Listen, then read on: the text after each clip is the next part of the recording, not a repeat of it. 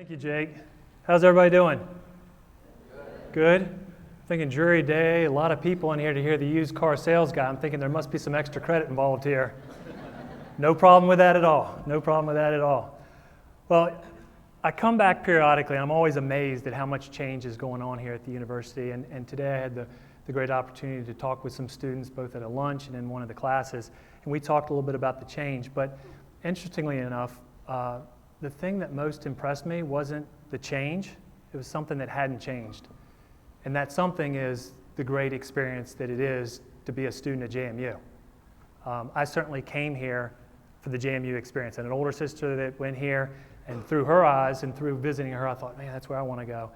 And I had a great experience. And then I've been out of here for a little while. I've had hundreds, if not thousands, of JMU grads that I've talked to, and I've never once run into someone that didn't have a great experience at JMU. And so it was good to hear that that same experience is being received by the students that are here today, despite all the change that's going on.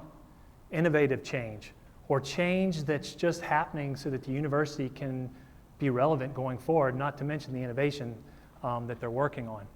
And truly, that's what I want to talk about today, because that's what every single business today is struggling with, the pace of change. And how do you adapt to change? How do you make sure you still have that great customer experience? How do you make sure you still have that great associate experience? And I want to do it in the context of CarMax. So who in here knows who started CarMax? Does anyone know who started CarMax? Has anybody heard of Circuit City? How many of you have been in a Circuit City store? Or what used to be a Circuit City store?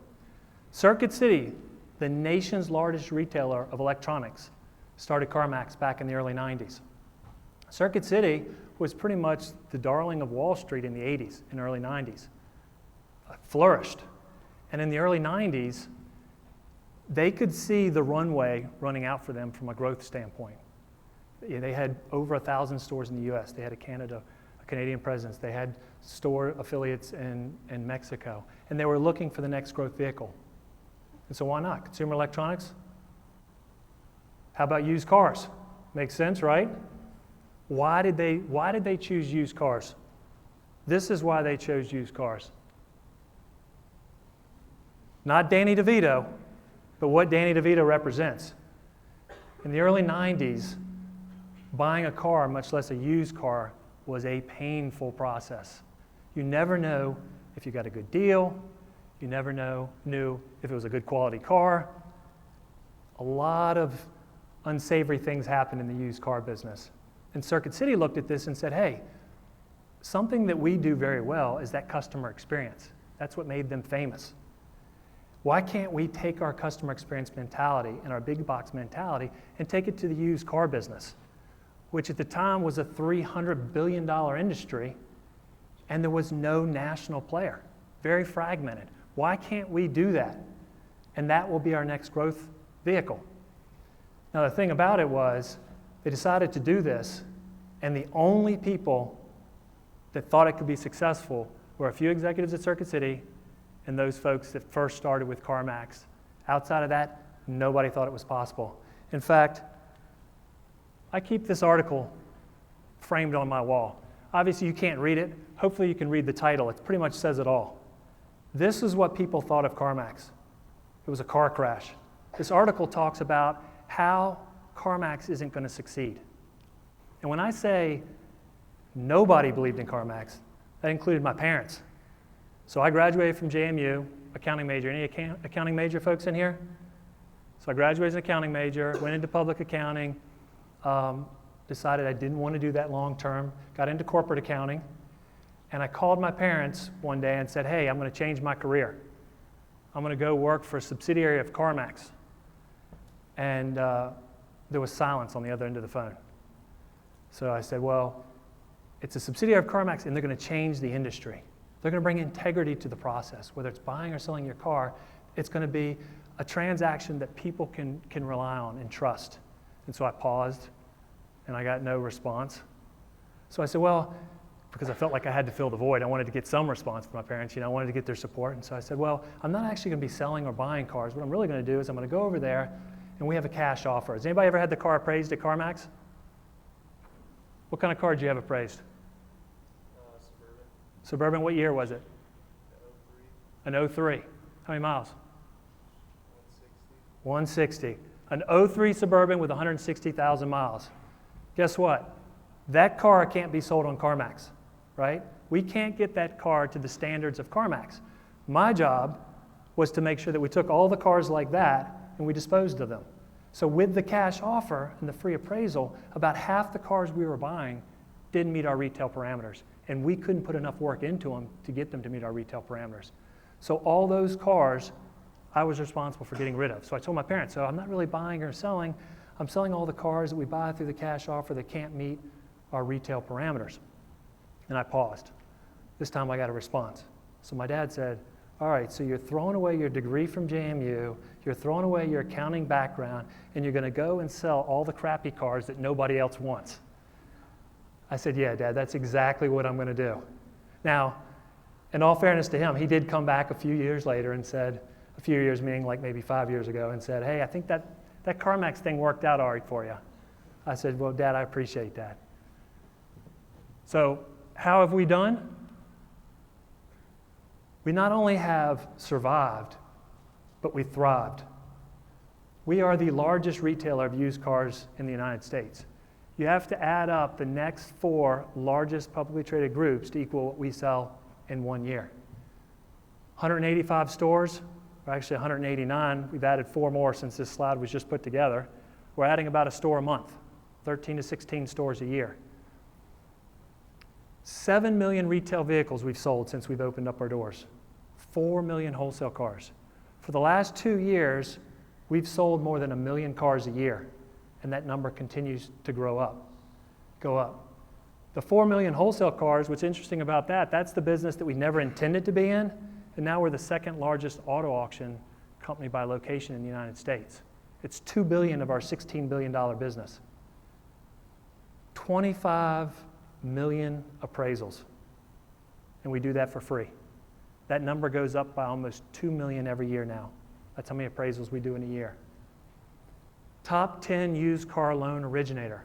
So a lot of folks don't know we have the retail business. A lot of people don't know we have the auction business. Other people don't know we have a finance business, CarMax Auto Finance. It's in Atlanta, has about 1,000 associates that work there. They're actually number 5 when it comes to originating used car loans in the United States. And what's amazing about that is they only originate loans for CarMax customers. And they're competing with banks and credit unions, and they're number 5. They're servicing more than $10 billion in loans.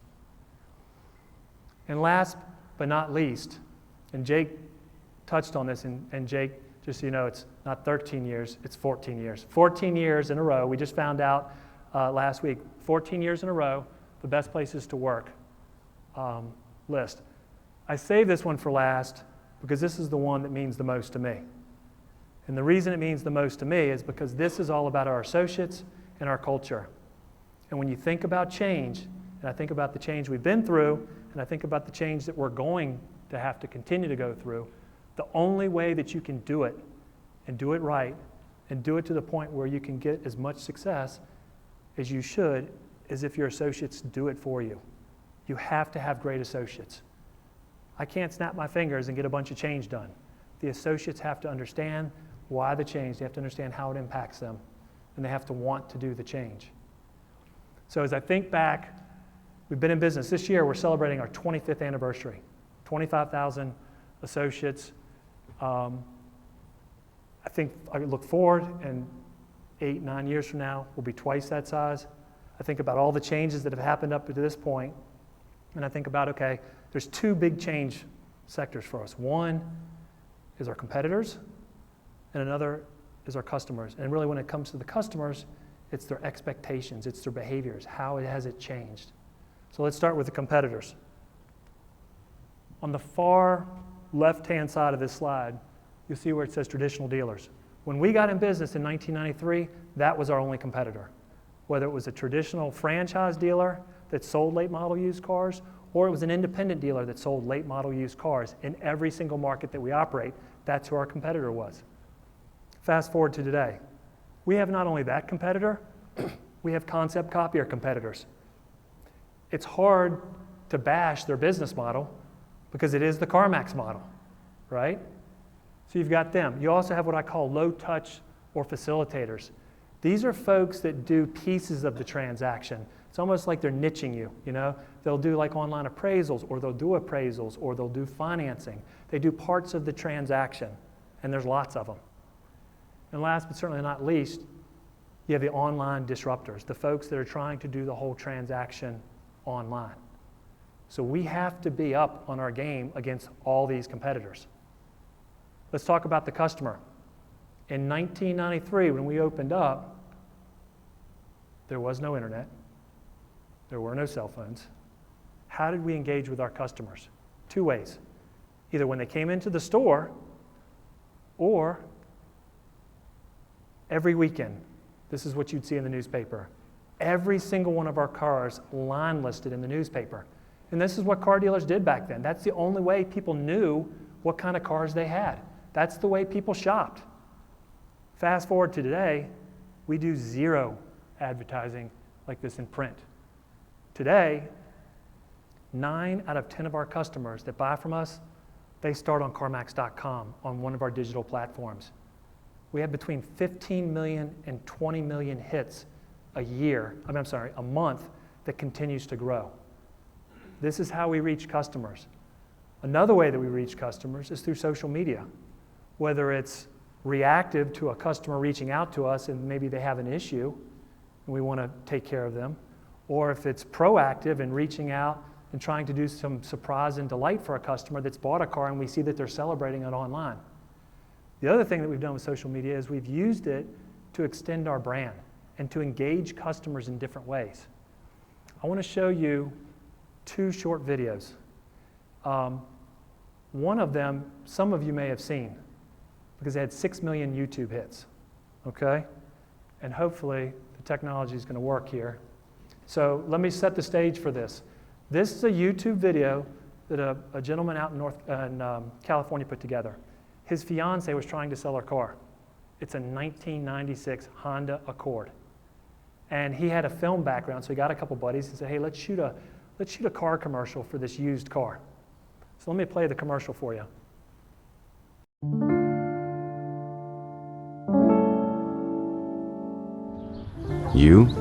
You're different. You do things your way. That's what makes you one of a kind. You don't need things. You're happy with who you are.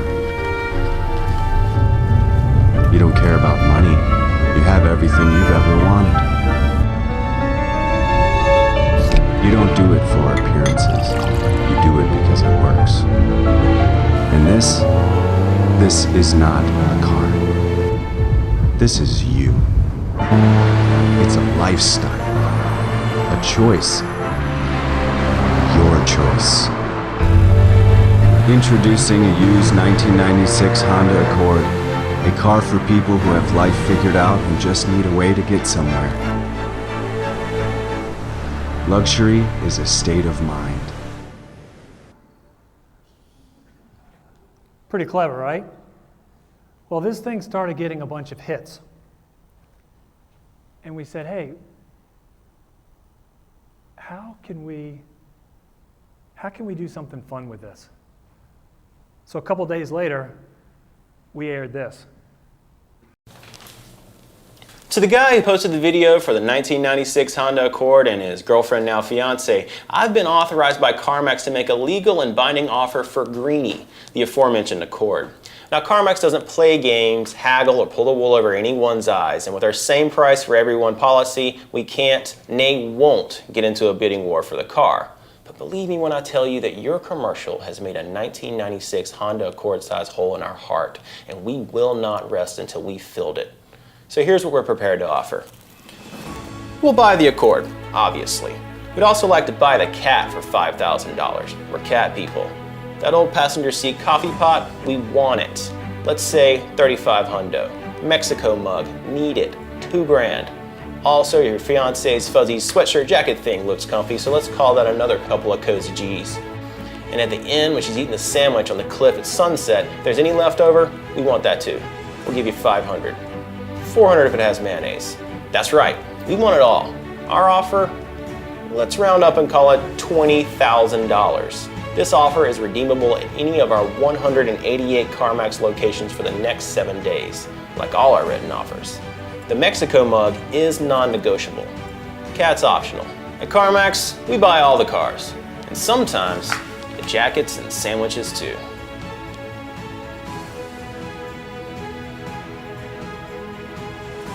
All right, so you got to be thinking, did you actually buy the car? The gentleman contacted us and said, hey, you guys serious? We said, yeah, we'll pay you $20,000 for it. Well, I got a problem. Well, what's the problem? I rented the cat. I can't sell you the cat. And we said, we don't want the cat. And he said, the other thing is, my fiance, she really likes that hoodie thing. And I'm like, not me. We were like, it's $20,000. Go get her a different hoodie, you know? I mean, he's qualifying. We ended up buying the car for $20,000 and the accessories. He brought the coffee mug, the coffee pot. But again, this is just a different way to interact with customers. And the reason I like showing that is because a year and a half ago or 2 years ago, we couldn't do that. And when I mean we couldn't do that, we weren't nimble enough to act on an opportunity. You know, an organization our size, you build out a certain way. And to be able to seize opportunities like that, it normally has to go through a bunch of red tape, that kind of thing. 2 years ago, we really started approaching problems differently. And because of that, we're a much more nimble organization. And the way we did it, we had to really deal with 3 different things. One, what was our method for solving problems or taking advantage of opportunities? We had to rework our methodology. 2, what about our physical layout and our structure, how we're set up? You know, we're very much an organization, okay, your IT folks sat here, your accounting people sat there, legal sat here, operations sat there. That doesn't work. And the third thing that we had to address was, what about the people skills? Do we have the right talent? So the first thing that we tackled was the methodology. So I'll use their technology as an example. So we used to have what's called a waterfall approach. So here's an easy example. If we wanted to make a system change, as an operator, you say, okay, we want the system to do this. What we would do is we'd bring the IT folks in, we'd have the operators in there, a few other folks, well, hey, this is what we want the system to do. We'd give them the system requirements. IT would go away, they basically would work on it for months, they'd come back several months later, and they're like, ta-da, here it is. And then we look at it and we're like, no, that's not exactly what we wanted, and things are changing a little bit, but we spent so much time and energy and money, let's put it out there, okay? You can't operate in today's world at that pace. So what we did was we fired up this dual track agile methodology. And what that means is we have concurrent things going on at any one point in time. We have very small teams that we've assigned opportunities or problems. We don't tell them what the solution is. We let them figure that out. And what they do is they're constantly doing discovery with the customer and delivering to the customer. And what they're delivering is like a minimum viable product. And while they're delivering something to the customers, they're also talking to new customers. What do you like about that? What do you not like about that? They have targets. They run in what we call 2-week sprints. Every 2 weeks, they have a report out. What was the progress from this past 2 weeks? They have goals that they set for the next 2 weeks. And it's this iteration, trying to figure out what resonates with the customers. And do you make mistakes? Absolutely. There's lots of times that the teams will have a hypothesis and they'll go and do some little quick test and they realize they were totally wrong. Well, can you imagine going and building a system off that hypothesis like we used to, and then it doesn't do what you want it to do? So this is the first thing that we had to do. But to do this, you have to give these teams autonomy. And when I say small teams, we're talking about what we call 2 pizza teams. If it takes more than 2 pizzas to feed the team is too big. And the team has to be cross-functional. It's got to have folks from marketing. It's got to have operators on it. It's got to have data scientists. It's got to have UX designers. It's got a scrum master. It's got all these different things. And they have to work in a collaborative space. You can't be in different parts of the business. So that goes back to what does the structure of your work environment look like. And so this is really what the typical work environment looked like at CarMax at our headquarters. Cube City, right? Everybody doing their own little thing. And every group being in certain parts of the building. So we went from that to the more collaborative work environment where now you've broken down the walls and you've put different groups in the same areas to solve a common problem. A common problem might be, hey, we want this team to focus on generating more web leads.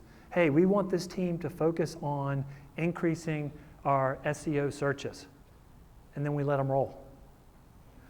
Then we realized, this is great. We've spun up a couple product teams.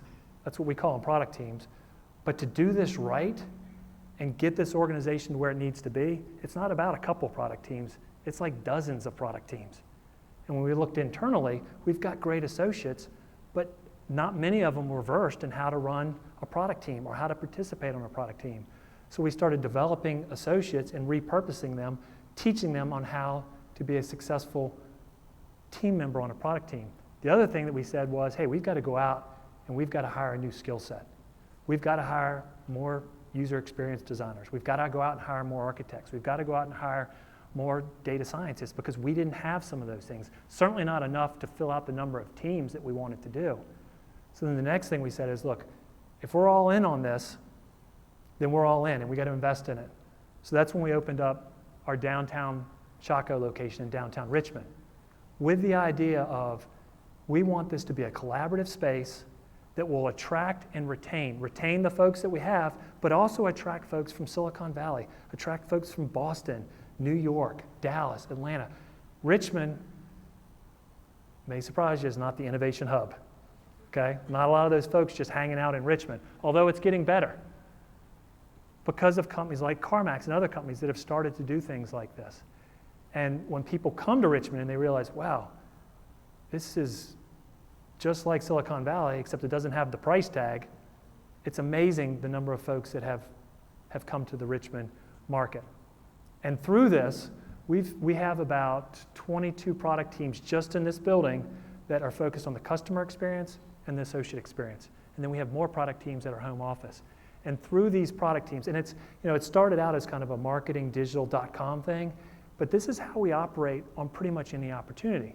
So like that social media thing, that social media clip, that took from somebody from social media, it took somebody from merchandising, it took somebody from legal, it took somebody from marketing. Well, we've got a team that can focus on that and do things very quickly. These teams will enable us, this work methodology will enable us to keep pace with how quickly competitors are changing, how quickly customers are changing, the customer's expectations and their behaviors, all of which is being sped up by technology and the rapid advancements in technology. So these teams are going to make it so that at one point, it's not going to matter where a customer wants to transact business with CarMax. How many of you would buy a car right now completely online, never going into the store? Anyone? Yeah, there's a few of you. And that's what we see. There are some folks that never want to go into a store, and they want to buy a used car online.